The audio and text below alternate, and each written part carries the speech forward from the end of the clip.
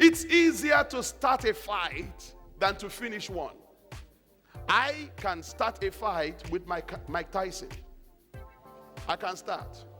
I can walk up to Mike Tyson and whack him in the face. I can start. The moment I whack him in the face, I have started a fight. But I don't know how he will respond. He might say, Pastor Tayo, why did you do that? Or he might whack me in the face right back. So before I go up to him and start the fight, I'd better have a strategy for finishing the fight. Either I know I'm strong enough to take him on, or my legs are strong enough to take me away. Welcome to Maximize Live, the television broadcast from New Wine Church, London. Jesus said, I have come that you may have life and have it more abundantly. Our mandate is to challenge you to be all you can be. So get ready to be encouraged, enriched, and empowered. You will never be the same again. Now here is your host, Pastor Michael Olawore. Welcome to another edition of Maximize Life. I am Michael Olawore, your host and the senior pastor of New Wine Church in Woolwich, London. Today we are looking at another life-transforming message by Dr. Tayo Adeyemi, the founding pastor of New Wine Church, London, and my spiritual father, who has gone home to be with the Lord. Today's message is titled, What Are You Fighting For? I'm sure it will encourage you, it will enrich you, and without fail, it will empower you. Stay tuned. Take your Bible, please. Go with me to the book of Judges. Judges, we're going to read chapter 6, verses 1 to 6, and then we're going to jump to chapter 8, verses 1 to 4. Judges 6, 1 to 6, Judges 8, 1 to 4. Then the children of Israel did evil in the sight of the Lord. So the Lord delivered them into the hand of Midian for 7 years. And the hand of Midian prevailed against Israel because of the Midianites. Because of the Midianites, the children of Israel made for themselves the dens, the caves, and the strongholds which are in the mountains. So it was whenever Israel had sown, Midianites will come up, also Amalekites, and the people of the east will come up against them. Then they will encamp against them and destroy the produce of the earth as far as Gaza, and leave no sustenance for Israel, neither sheep, nor ox, nor donkey. For they will come up with their livestock and their tents, coming in as numerous as locusts. Both they and their camels were without number, and they will enter the land to destroy it. Look at verse 6. So Israel was greatly impoverished because of the Midianites, and the children of Israel cried out to the Lord. Now fast forward to chapter 8, verses 1 to 4. Now the men of Ephraim said to him, Why have you done this to us by not calling us when you went to fight with the Midianites? And they reprimanded him sharply. So he said to them, What have I done now in comparison with you? Is not the gleaning of the grapes of Ephraim better than the vintage of Abiezer? God has delivered into your hands the princes of Midian, Oreb, and Zeeb. And what was I able to do in comparison with you? Then their anger toward him subsided when he said that. When Gideon came to the Jordan, he and the 300 men who were with him crossed over, exhausted but still pursuing. Help me preach this morning. Touch 3 or 4 people and ask them for me, what are you fighting for? What are you fighting for? What are you fighting for? Judges chapter 6 marks the beginning of the 5th cycle of oppression that the children of Israel will go through as a result of their disobedience and God's consequent judgment. Before this, they had been oppressed by the Mesopotamians for 8 years, by the Moabites for 18 years, by the Philistines for an unspecified number of years, and by the Canaanites for 20 years. Now, be careful, people of God, be careful. When all kinds of enemies start to subdue, enslave, and oppress you, check to see if you are in the center of God's will for your life.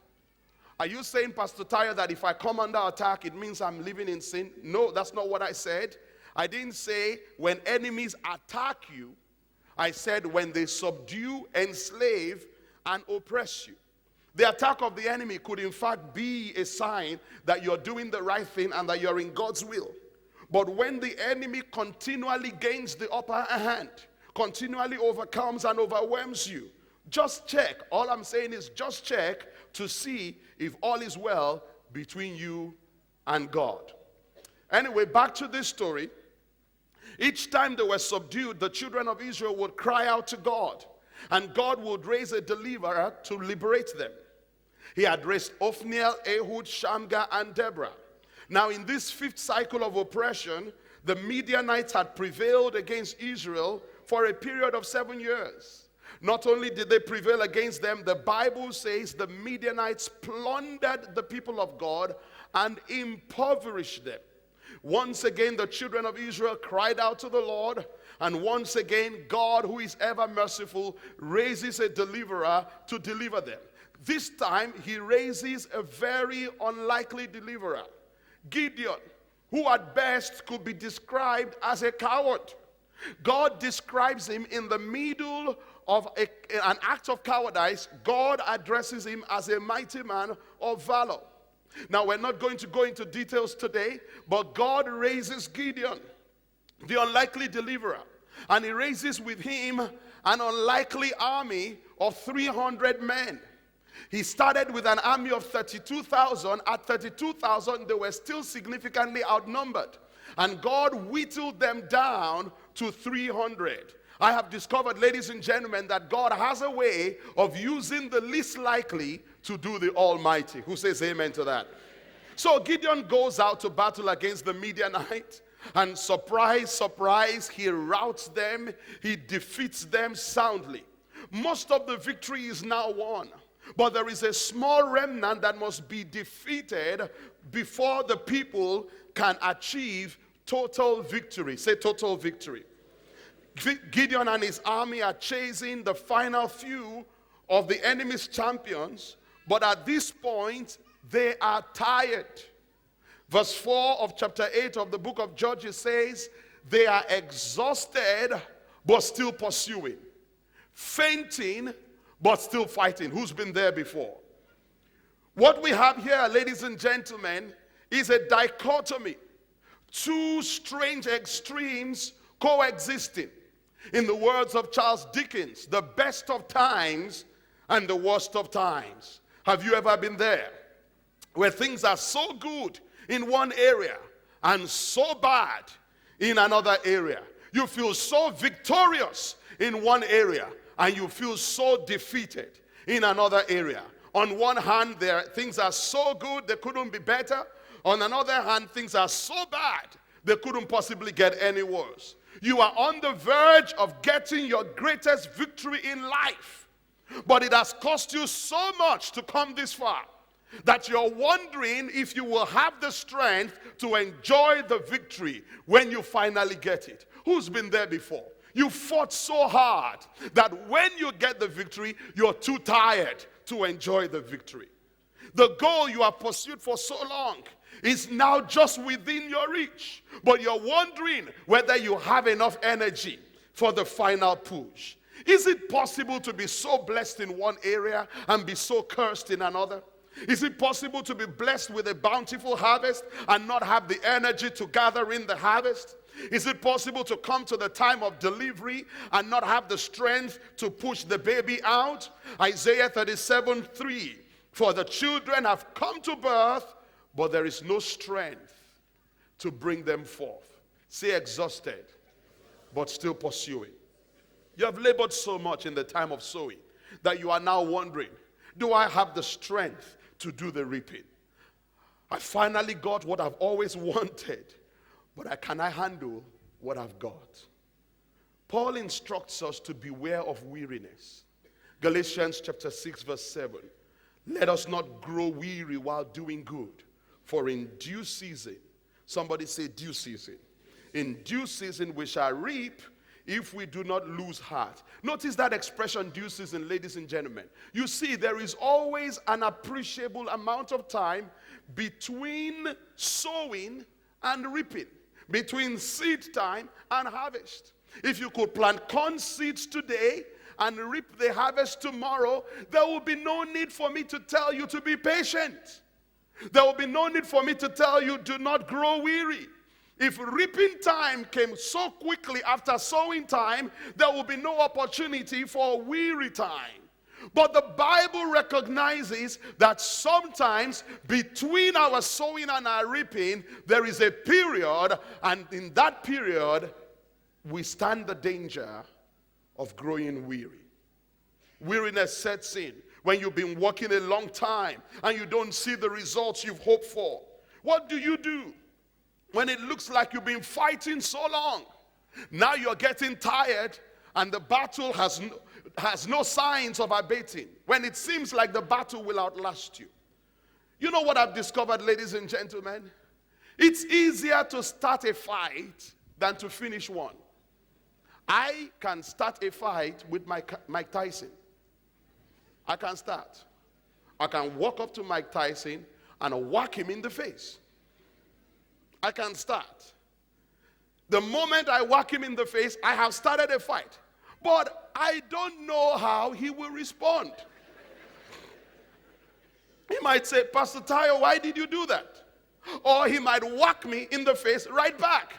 So before I go up to him and start the fight, I'd better have a strategy for finishing the fight. Either I know I'm strong enough to take him on, or my legs are strong enough to take me away.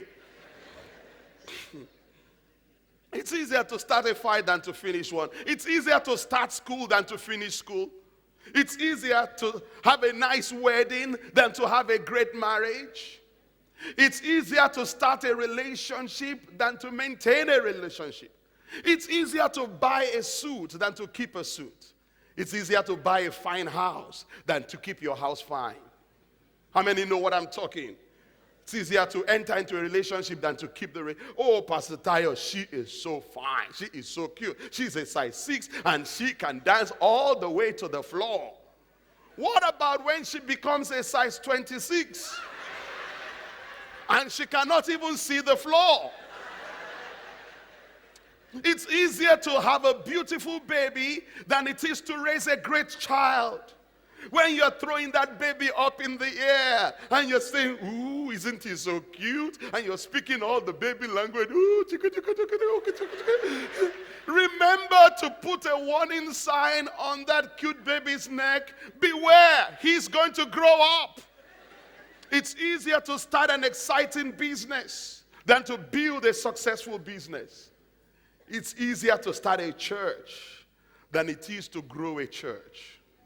I remember many years ago, many years now, a pastor wrote me and said, Pastor Tayo, I'm going to Kenya and I'm going to start a 10,000 member church. So I phoned him and I said, how does that work? Are there 10,000 people in Kenya waiting for you to pastor them? Or there's a 10,000 seat building waiting for you? How do you start a 10,000 member church? You don't start a 10,000 member church. You start a church and hope it will grow to 10,000. It's easier to start a church than to grow a church. It's easier to start a fight than to finish a fight. Gideon had started this fight. Now there was a challenge to finish it, especially with people who are tired.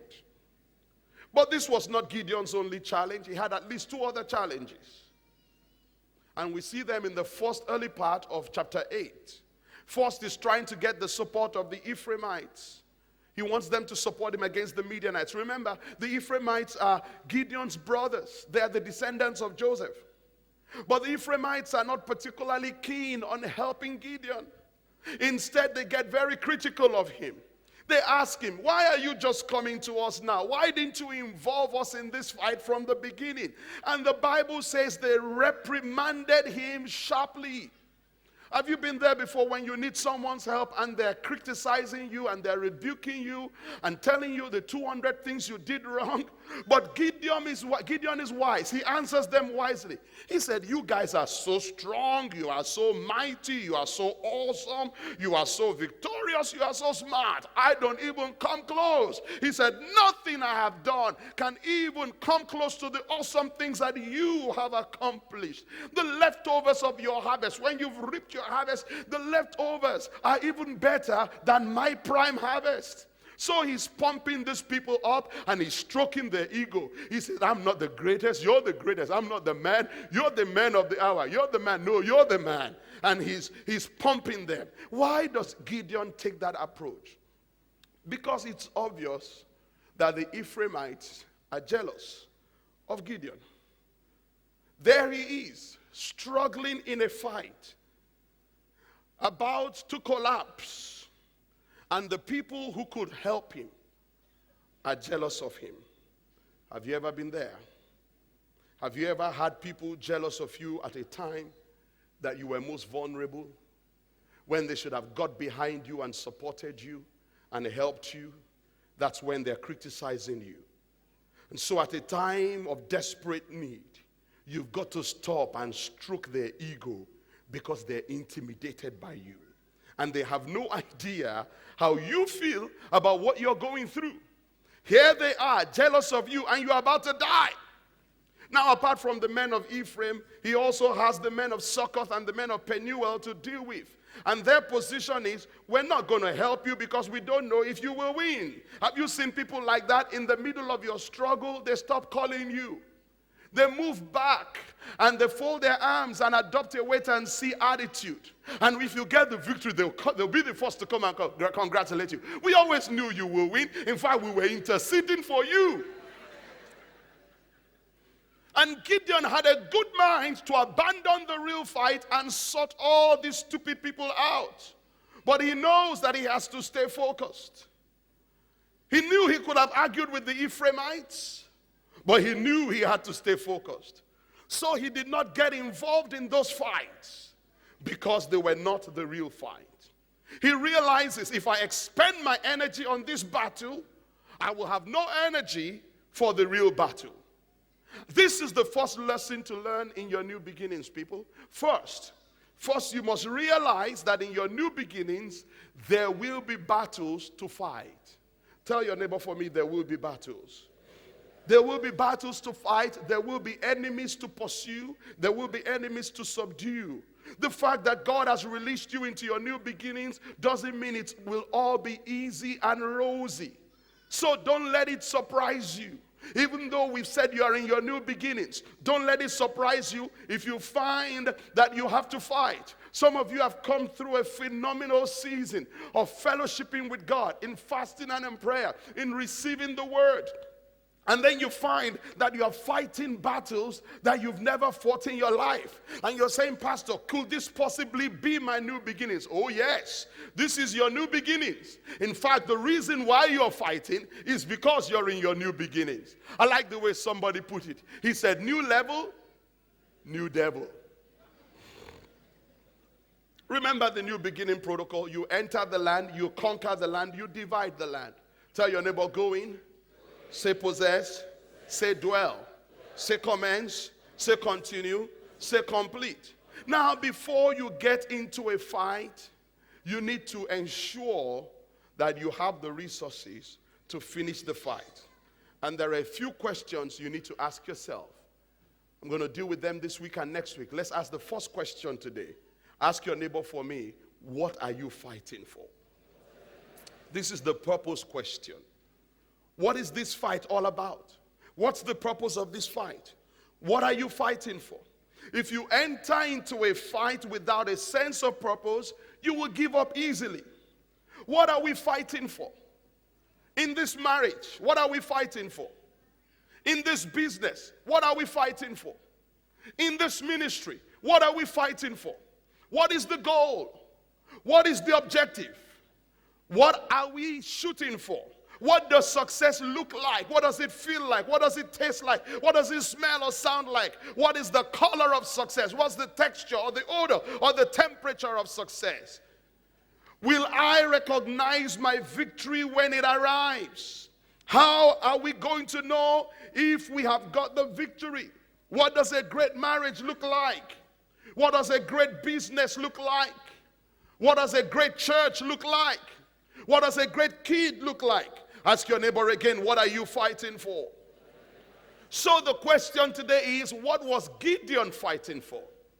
To answer it, go back with me to chapter 6 of Judges, verses 3 to 6. So it was whenever Israel had sown, Midianites will come up also, Amalekites, and the people of the east will come up against them. Then they will encamp against them and destroy the produce of the earth as far as Gaza, and leave no sustenance for Israel, neither sheep nor ox nor donkey.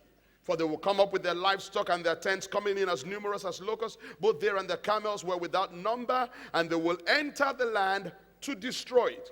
So Israel was greatly impoverished because of the Midianites. Why was Gideon fighting? He was fighting, ladies and gentlemen, he was fighting because he had no choice.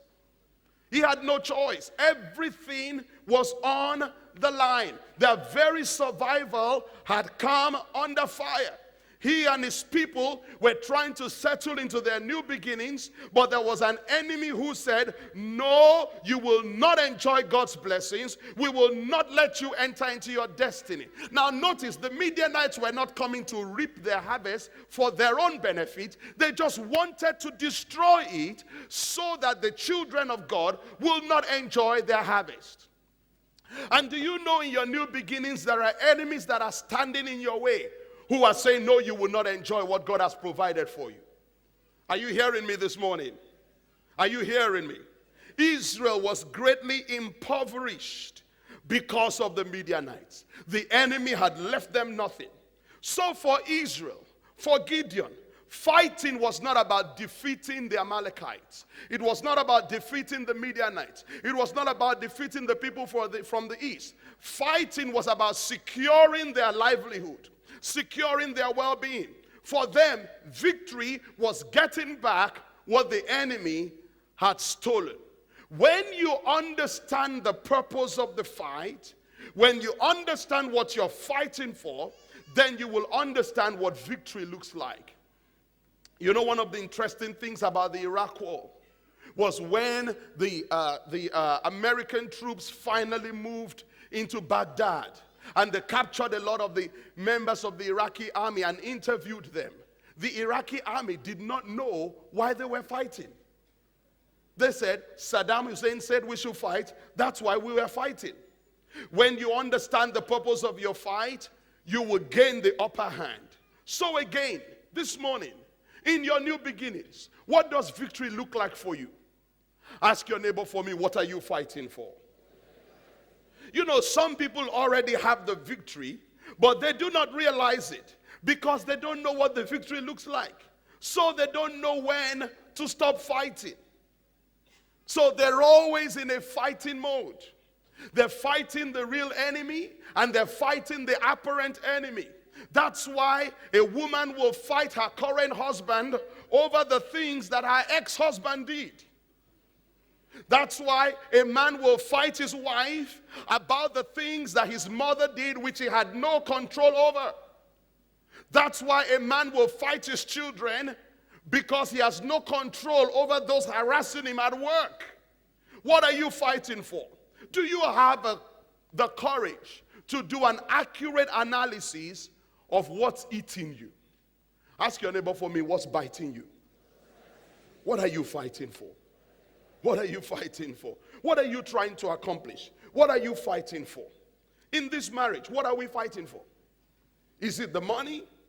Is it the communication? Is it the intimacy? Is it the sex? In this business, what are we fighting for? Is it the respect? Is it the recognition? Is it the promotion? Is it the reward? Why are you angry all the time?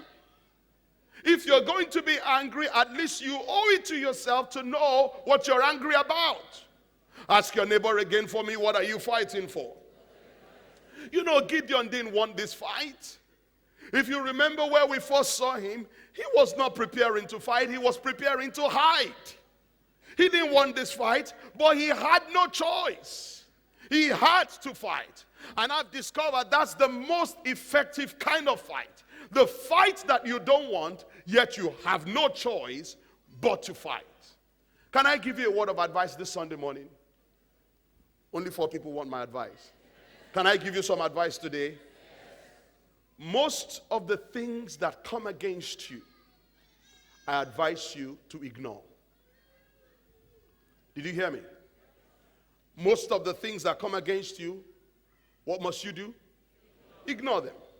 Don't try to answer every antagonism. Don't try to straighten the record about every gossip. Don't try to defend yourself against every criticism.